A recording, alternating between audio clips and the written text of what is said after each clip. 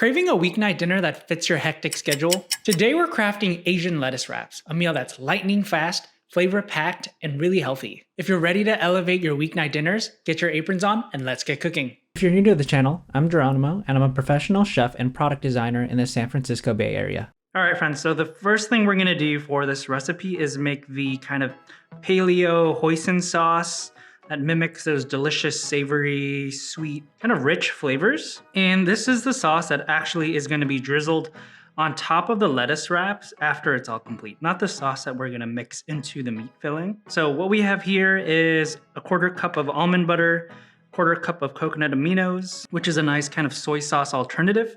It's sweet and kind of salty, and what's great about it is it's gluten-free and soy-free if you have those allergens.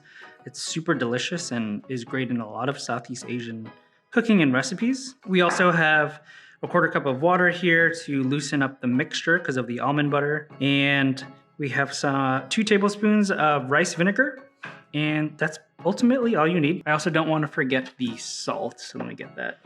So all we have to do is mix it up. 1/4 cup of that almond butter, 1/4 cup of the coconut aminos, add the water, rice vinegar, and then we also need a touch of toasted sesame oil for added toasty flavor. And you know, we only need a little bit because toasted sesame oil has a strong flavor. About a 1/2 teaspoon should do. A small pinch of salt, but not too much because the coconut aminos already has a bit of a salty flavor. And then, yeah, you just want to mix it and whisk it all good until the mixture is kind of broken down with the almond butter no longer like super thick and chunky. We want it to be a somewhat smooth mixture. And it will break down with all the other liquids in here. And depending on the thickness of your almond butter, you might not need as much liquid, or if your almond butter is more like oily, then maybe you need to add a little bit more almond butter till it's to the consistency that you want. For this sauce, you can also use other nut butters like a peanut butter if you want. We just like almond butter better in terms of taste. I mean, peanut can be a much more classic flavor that you're used to with these Asian dishes. So yeah, play with the ratios and amounts to your liking, to the thickness of the sauce. It's a little thick, which makes for a good sauce in my opinion. If you like runnier sauces, that's totally fine too. But let me tell you, it is, wow, that's crazy. That is gonna be super delicious on top of the lettuce wraps. And then all we have to do now is put this aside and work on the filling. Okay, so the next thing we need to make is the flavoring, seasoning, and slurry. And the funny thing is it's actually similar ingredients as the Paleo Hoisin sauce. So we start with 2 tablespoons of coconut aminos, a teaspoon of arrowroot starch or powder to help thicken up the filling and have that kind of coating in your mouth when we make those lettuce wraps. A teaspoon of fish sauce for some funk. A teaspoon of rice vinegar. You can also use apple cider vinegar for a bit of acidity. Again, some of that toasty nuttiness from sesame oil, about 1/2 teaspoon. And then all we have to do is mix it all together until it's well combined. And that's it for the slurry. Super simple. Will add nice flavor and thickness to our meat filling for our lettuce wraps. You can just put that aside as well. All right, next up in our recipe is to chop up our veggies that we will put in the filling in terms of like aromatics, but also to serve as some of our topping for kind of a fresh crunch and zesty flavor on top of the lettuce wraps. So first things first, we got 2 green onions. We're gonna use the lower half to put in the filling and the top for garnish. Shallots to go in the filling, 3 garlic cloves to go in the filling, some ginger to go in the filling, and then a carrot to serve as kind of a fresh crunch and topping. So what we wanna do now is just chop off the bottoms right here, compost that, and we'll use about this much to go into the filling. You just wanna slice it thinly. That should be good to go.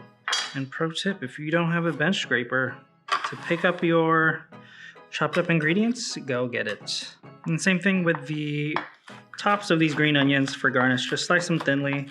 You don't have to be super thin. It's really up to your preference, really. Now, we have 1 shallot here that we'll mince up. Make your diagonal slices right here. Again, you don't have to be super precise, but we just want them in some smaller cubes to cook down. Shallots bring a nice, sweeter allium flavor than, say, just regular onions. The bench scraper is a game changer in picking up your veggies in terms of everything that's chopped up and also any waste, just to clean up your board. Working clean helps out a lot. And then same thing with the garlic. Just want to mince it. You can use garlic powder, but go fresh. Get more of those nutrients. Everything we got here too is from the farmer's market. Nice and fresh. Just give it a nice slice to break it down first. Yeah, we really love this dish in terms of a weeknight dinner. It's super healthy. It's loaded with lots of veggies and meat. There's honestly not many carbs in it. It's just straight up meat, ground meat, and veggies as a wrap and as toppings. We used to eat this 2, 3, maybe 2 times a week, but now these days it's more like 1 time a week. So we actually have cut down on eating a lot of meat in the evenings and kind of opt for more starchy dinners. So we have our minced garlic here. Next up is our ginger. We only need about 2 teaspoons. We'll do about this amount. And here's a pro tip about ginger. Clean it, and then you don't have to remove the skin. The skin is totally edible, and don't waste your time just taking off the peel because that adds extra time to making the dish. So make sure it's clean, and that's all that matters. So we're gonna give the ginger a good mince too. This is more than 2 teaspoons probably, but we like lots of ginger. And then lastly, let's do our carrots. We like to cut these up into matchsticks for that crunch and sweet flavor factor. So first cut a square, and you can cut your thin matchsticks. Yeah, there you go. Makes for a great topping. We'll pop these in a little container too. So all our veggies are good to go. And now we can start heating up the wok or skillet, whatever vessel you're gonna cook your filling in. And let me just talk about the last piece here. So yeah, critical to this dish is the ground meat that you're using. Preferably use a dark meat. Here we have pork from Cream Cow, really high quality, delicious and kind of fatty meat. You can use any meat that you prefer, such as chicken, turkey, beef, anything that you kind of have. Like honestly, pork is what we had in our fridge, but honestly, any meat will do and will be delicious with all these different veggies and flavors and the sauces. So it's really up to you. Of course, chicken and turkey is a lot healthier, but depending on the mood or whatever you're trying to eat, just choose the meat that you like. All right, let's get to cooking. Okay, so we have our wok here heating up on medium-high heat. It's starting to smoke already. You can use a cast iron skillet if you have one, but I have a wok and I prefer that vessel. So now that it's smoking and preheated, we can add some avocado oil. The first thing we want to cook is our shallots. Smells really good already. We want to cook this down for about a minute or so, just to get them nice and tender. All right, so shallots are looking nice and tender. Now we can add in some of the ginger, add in the garlic. Then what we actually want to add too is half a teaspoon of 5-spice powder. And we're just gonna do that for about 30 seconds to get everything nice and fragrant, and toast those spices as well. It'll add a really nice flavor to our meat filling. It smells really good. Wish you could smell through the camera. Just make this recipe and you'll smell the goodness I'm smelling. All right, so that's looking good. Now what we can do now is add in our pork or meat, whatever meat you're using. And all we really want to do here now is just brown the meat, break it up into pieces. As you can see, it's starting to break down into smaller pieces and less clumps, and it's starting to brown. It's looking delicious. All right, so now that our meat is pretty much browned all the way through, we can add in that slurry we made earlier, which will bring a nice flavor to our meat filling over here. And as you can see, it'll add some color too to the meat. And as soon as that sauce hit the pan, I could smell the funk from the fish sauce. Try to give all that umami to this. Honestly, fish sauce and pork is magic. I don't know if you've ever had it, but if you haven't, you definitely need to try it. For some reason, fish sauce with pork, more than any other meat, is magic. And you could see that the slurry added a nice gloss and glaze and thickness to our meat, which will add a nice coating, kind of weight to the mouth, kind of a more umami feel. So lastly, you can kill the heat. You can add in the white parts of the green onion. We don't want to cook it all the way through in terms of the green onion, because we still want some of that zesty bite and not wilt it down too much. Let's give it a quick taste to see if we need to adjust for seasoning. Ooh, that's good. Nice and thick from the slurry. It kind of coats your mouth, but I do think it needs just a little bit more salt. That again mix. Drop that into a bowl.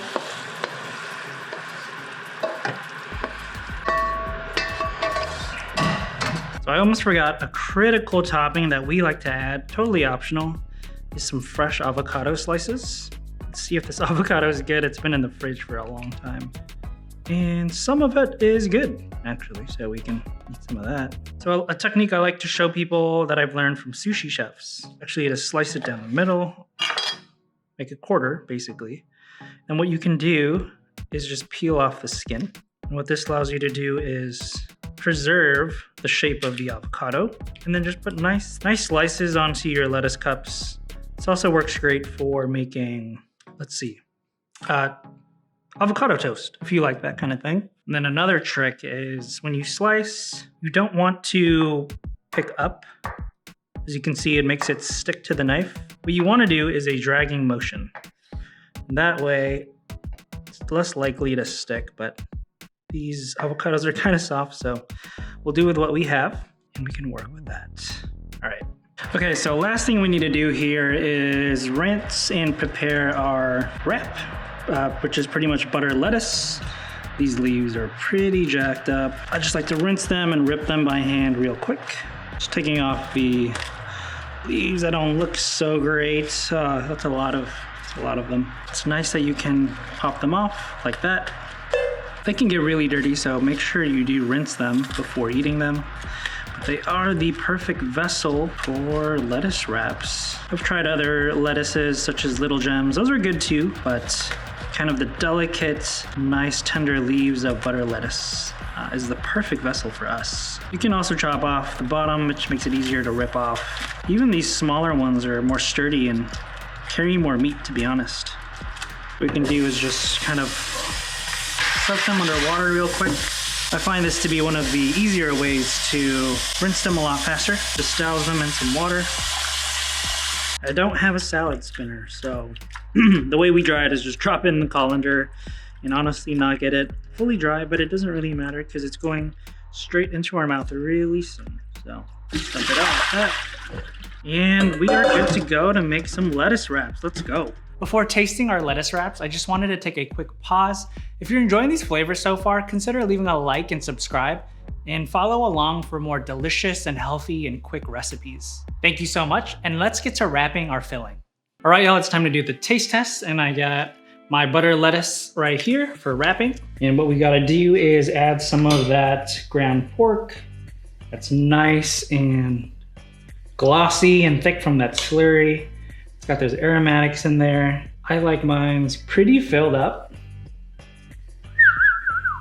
And then what we can do is add some of those green onions that we shaved from the top. I like to add in some of the matchsticks of the carrots for some crunch and sweetness. Avocado slice. It'll bring a nice creaminess and soft fatty layer to your tongue. And then last but not least, the most important part, in my opinion, is the hoisin sauce that we made from that almond butter. So good. Yeah. And if you have it, you can add some crushed peanuts as well. I don't have that right now, but it adds a nice texture and crunch to your wrap. And you know, some of those restaurants like P.F. Chang's do that, I know, or like crispy rice noodles. If you have it, you can do it if you want, but we don't have that right now. And I don't know if you can see this, but it looks super thick and juicy, and it gets pretty messy, to be honest. Bon appetit.